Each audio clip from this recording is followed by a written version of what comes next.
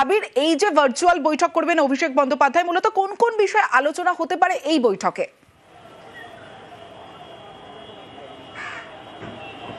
দেখো, তুমি প্রসঙ্গ দুটো উত্থাপন করেছো যে উত্তরবঙ্গ এবং মতুয়াগড়ে বিশেষ নজর।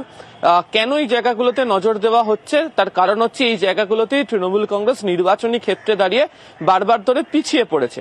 যদিও লোকসভা নির্বাচনে কোচবিহারের ক্ষেত্রে তৃণমূল কংগ্রেসের ফল ভালো হয়েছে, কিছু জায়গাতে তারা ব্যবধানও কমাতে পেরেছে, কিন্তু বিধানসভা নির্বাচনের প্রেক্ষিত যেহেতু আলাদা এবং এই বিধানসভা নির্বাচনের ক্ষেত্রে এসআইআর এর মতো বিষয় রাজনৈতিক দিক থেকেও নির্বাচনী ক্ষেত্রে একটা প্রভাব ফেলতে পারে এবং সেই কারণেই এই বৈঠকের ক্ষেত্রে টার্গেট বেঁধে এগোনোর লক্ষ্য তৃণমূলের তরফ থেকে নেওয়া হয়েছে।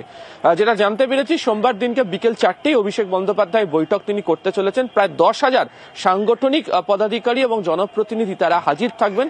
একেবারে ব্লক স্তর, অঞ্চল স্তর থেকে শুরু করে একেবারে শীর্ষ সাংসদ বিধায়ক পর্যন্ত তারা প্রত্যেকে এই বৈঠকে থাকতে চলেছেন। দুটো বিষয় এর সঙ্গে দেখার মতো হবে, সেটা হচ্ছে এক, এসআইআর প্রক্রিয়া শুরু হওয়ার আগে দলের সাংসদ, বিধায়ক, জেলা সভাপতি থেকে শুরু করে অঞ্চল সভাপতি তাদের প্রত্যেককে কি ধরনের দায়িত্ব পালন করতে হবে তার একটা দিক নির্দেশ তিনি করে দিয়েছিলেন।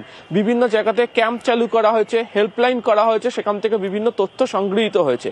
এই জায়গাতে কোন নেতা কে কেমন পারফরমেন্স করলেন সেটা গুরুত্ব সহকারে দেখা হবে। দ্বিতীয়ত হচ্ছে উত্তরবঙ্গের কতগুলি জায়গার ক্ষেত্রে এসআইআর প্রক্রিয়ার পাশাপাশি আরো কতগুলো বিষয়ে তৃণমূল কংগ্রেস ভীষণ রকম ভাবে নজর দিতে চায়। গত বৈঠকে অভিষেক বন্দ্যোপাধ্যায় আলিপুরদুয়ারের জেলা সভাপতি যিনি রয়েছেন প্রকাশ চিক বড়াইক, তাকেও তিনি জানিয়েছিলেন যে ঘরে বসে থাকলে চলবে না, চা বাগানে গিয়ে গিয়ে প্রচার পর্ব শুরু করতে হবে। এবং এসআইআর প্রক্রিয়া শুরু হওয়ার আগে রাজনৈতিক পরিস্থিতি এবং এসআইআর প্রক্রিয়া চলার যখন তিনি বৈঠক করতে চলেছেন তার রাজনৈতিক পরিস্থিতির মধ্যে বেশ কতগুলো বদল বা ফারাকও এসছে। ফলে এক্ষেত্রে দাঁড়িয়ে সাংগঠনিক দিক থেকে নেতারা কিভাবে কাজ করবেন এবং তারা কোন ইস্যু নিয়ে নতুন কর্মসূচি নিয়ে জনসংযোগ শুরু করবে সেই বার্তাও এই ভার্চুয়াল বৈঠক থেকে অভিষেক বন্দ্যোপাধ্যায় রাখতে পারেন, এমনটাই সূত্রের খবর।